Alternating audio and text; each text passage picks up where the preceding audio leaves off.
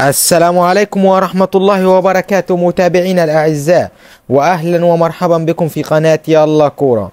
تصريحات خطيرة من مدرب الإسماعيلي يتغنى فيها بالنادي الأهلي ومارسيل كولر.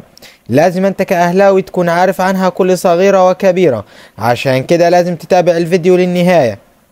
ولكن قبل أن نبدأ اضغط لايك ولا تنسى الاشتراك بالقناة ليصلك كل جديد.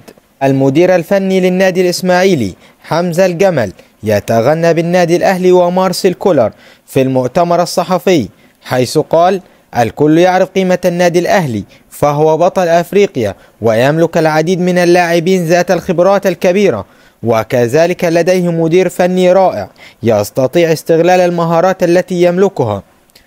كنا نود الحصول على نقاط مباراة الأهلي، فهي بالنسبة لنا مهمة للغاية حتى نبتعد عن الهبوط، ولكن هذا هو النادي الأهلي الذي لا يستطيع فريق مصري منافسته.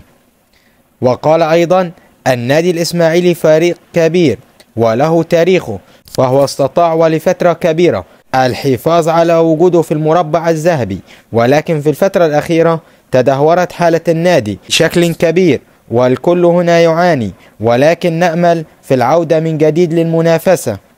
في النهاية، لو عجبك الفيديو اضغط لايك ولا تنسى الاشتراك بالقناة ليصلك كل جديد. والسلام عليكم ورحمة الله وبركاته متابعي قناة يلا كورة.